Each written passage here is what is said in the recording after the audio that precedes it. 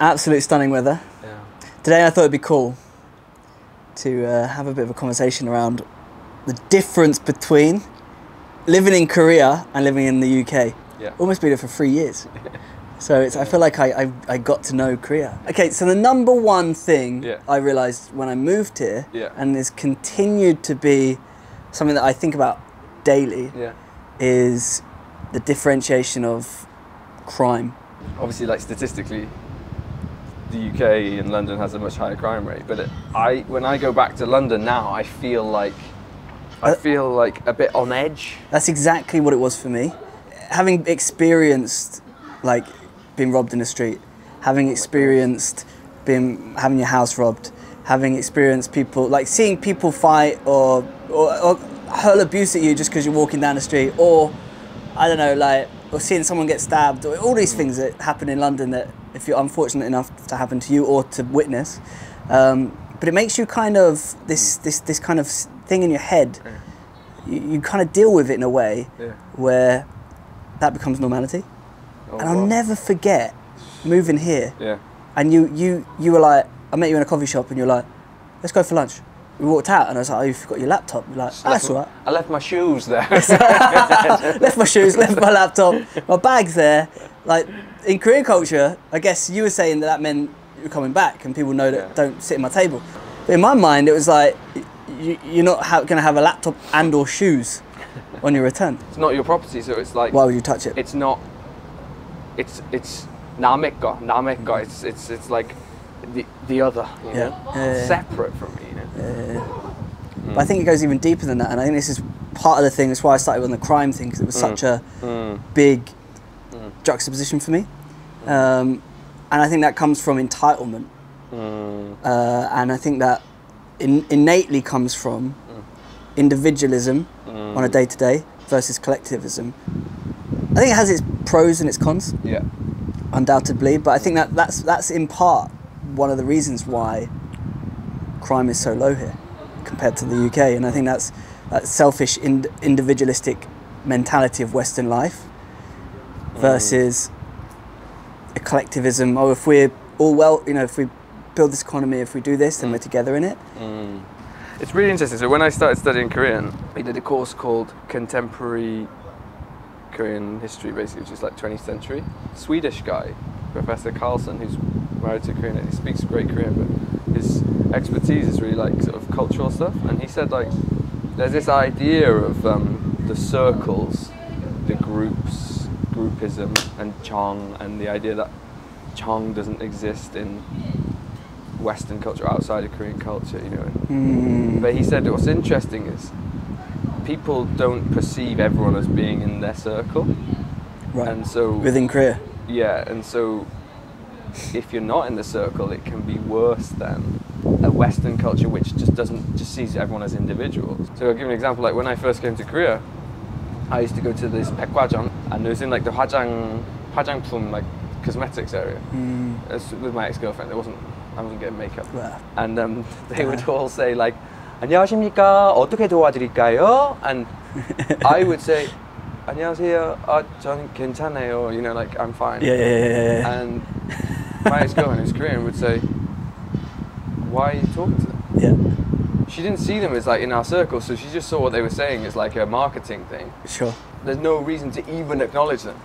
Whereas ironically, in the more individualistic, like British perspective, it's if like, one person says, hello, how are you? Yeah. I always think, I need to respond, you know? Yeah, even if they're trying to sell you something, it's like, I do, mate, you want to buy a two for pound, Yeah, nice beard, get yourself some pears, mate, get yourself a lovely Get pear, yourself some white jam pum, just stick in there. You know what I mean, mate?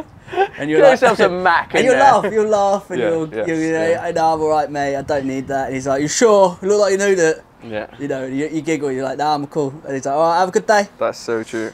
So that made me realise that in Korea, if you're considered within the circle, it's like, you know, everyone within the circle will die for everyone else within the circle. Right. But if you're not considered in the circle, there's almost no reason to even consider each other. It's just so different. I think there's moments where I'm just like, the more I learn about Korean culture, the more and more it's just just more and more I see myself as British, the more and more I'm like, I just don't ever think I will, you know, we're talking with Cedric about like assimilation.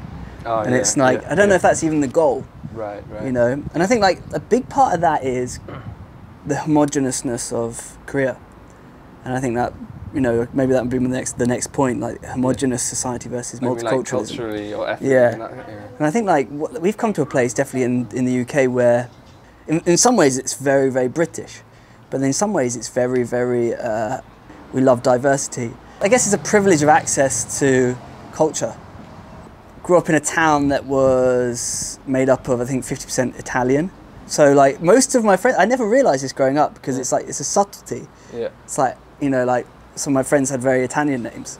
You know, 1970s, it became like a hub for the Pakistani, Bengali cultures as well. And then more recently, Romanian, Polish. I kind of grew up in that kind of world, probably not realising it. You know, like my best friend was, in middle school was Pakistani. In lower school was a Libyan guy. I used to go around to his house all the time because there was always have stuff like pita bread and like just stuff that I was like introduced to for the first time. His mum, I don't actually know what she looks like because she always wore a like full on head burqa. And then moving to London, I lived in Camberwell and then Brixton, and it was majoritively like kind of first generation or second generation Nigerian, West Jamaican. I always think of food first probably. It's like from at 19 having my first ever plantain or like curry goat, like jerk chicken. It's like, I've been living under a rock. So I thought I had this amazing kind of Indian palate. But you know, in Korea, I mean, I'm experiencing that every day for the last 3 years. It's like, this is a new world to me. I grew up in a town that, you know, compared to London would have been so monocultural and mono-ethnic, but I went to a school that one of my close friends was Pakistani. Not like second generation, he'd literally moved from Pakistan when he was like 7. Another close friend was Chinese, and he moved over like the year before, so when he was about 8, and I used to go to his house every Monday to have dinner, because his mum would make nice Chinese food. I think there was about 12 nationalities in the 28 children classroom, 28 child classroom. And then obviously like moved to Cardiff and it's a lot more multicultural. And then London is like, we lived in a former sort of council flat. The flat was owned by a Turkish family. I'd say 80% of the building was West African people. And then on one side of the road was like, you know, 40,000 Hasidic Jews. Highest population, I think, of Hasidic Jews in Stoke Newington and Stamford Hill, outside of like Israel. And then behind, in the other estate, which was literally like 2 minutes away, was, I don't know what the term is, but like Orthodox Muslim, I guess. Okay. So Muslims who wear like, you know, the hats and the robe, like all in. And then you'd go down the street and it was like super hipster and actually quite a lot of like white middle class British people. And then you go down another 10 minutes to Dalston where I moved to, and it's this big Turkish Cypriot community, and then this big West African community, and then Jamaican, and it's like, and I absolutely love that. And it can also become kind of consumerist as well. But I think like they're also gifts that God gives us to enjoy, and like he says, like, look at how like diverse and amazing the world is. There's great things about British culture, but it's just not as like clear what that kind of is now. I love Korea in some ways because it's Korean. So however different Korea is to the UK and my culture, this is maybe my perception, I could see it as this one culture. So it's like, as long as I can try to understand this one culture, like there's a sense of comfort in that. There's a sense of like, I'll give myself into this culture. There's a beautiful thing about diversity, and there's a beautiful thing about like multicultural and cultures all kind of being together. But then there is also a beautiful thing when you just do see like, oh, wow, look at the way they do things in Korea. So then it's kind of clear, you know. So despite all the differences regionally, there's certain things that are just like so Korean, you know. You know, you see like someone doing kimjang out on the street in these big, when you're like, that is just like Korea, you know. There are ways of living, you know. Like the idea of what is good and morality is also cultural. And so for me to say, just to be nice to someone, that's actually, I'm just realising that's actually a British thing. Because actually there's been times where I feel like people haven't been nice to me, and yet they have. And I love that about the UK. Maybe not so much anymore, but we carry the that social welfare as quite an important thing. Yeah. In the UK, it's very hard to pass a homeless person without buying them a sandwich, if I can. It's very hard. It's very hard to not buy a big issue. But I'm not saying Koreans don't at all, because actually we've probably found the opposite, especially where we've learned to be honest on our channel and just say, look, we really want to make this kind of content, we really want to talk in a certain way. And people have been like, we'll love to support you. Well, Hyunji said to me, Korean people love to feel like they're participating in something when they're giving a sense of support. Sure. It really makes me feel like people do have, whether you call it jong, or you call it empathy, or you call it humanity, or you call it this like humaneness, like people do have that on their hearts wherever they come from. Like you tell someone a story about someone and it'll make them cry. People get moved by people's stories, or people get moved by pain, or people get moved by suffering, you know? How they realise that practically in response maybe can be somewhat dependent on like the cultural norm or the cultural standard, but that emotion inside that you can't necessarily like express, I think it's probably really similar regardless of the culture. G did a volunteering thing the other day where she's in this amazing space where she's like having this opportunity to really work out what she wants to do, and she says the thing that moves her the most was times where she was like in Philippines, for instance, like helping orphans and feeding people and just loving people, and so she went and packed loads of, she said like 4,000 meals or something. And it took them like 7 a.m. until like 2 p.m. or something, just straight, just like conveyor belt packing, and she was giving them to people, and she's like, 안녕하세요, like all of this, and she said it was really exhausting, but like just that moment every time she looked at someone.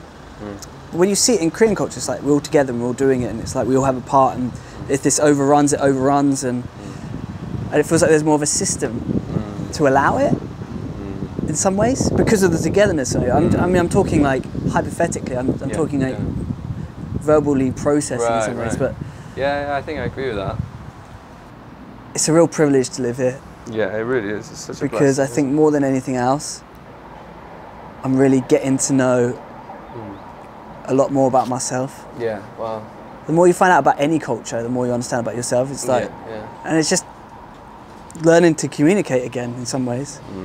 You're born and you just don't understand, and even when you're educated, you sometimes still don't understand it. And so, to be in a country where those things can be revealed subtly. What I've noticed is, whether it's approaching Korean culture for the first time, or it's approaching talking to foreigners for the first time, the people who we've met who've really responded well and been lovely people, whether Korean or not, have been people who have a positive, 긍정적인, like positive, 밝고, like bright outlook, and I think that is like a lesson whatever culture you're from. It's not a country that's difficult to enjoy based on its convenience and weather and nice, food and things to do, but certain cultural things you can make a block for yourself. If you don't see them as a block, you see them as like, wow, it's a great challenge to get through, I think then it's definitely a really beautiful place to live. I guess like likewise with the UK. Yeah, I would say so, yeah. Likewise with anywhere. Yeah, to some degree. It's your mentality rather than the place, right? Because it's different for everyone, right?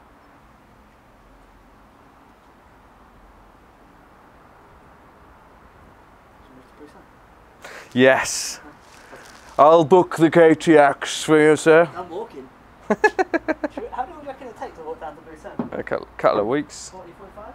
Couple of weeks. A couple of weeks? A couple of weeks. Oh, someone just called me. I don't like it when I get calls from numbers that I don't know, but then I also get kind of excited as well.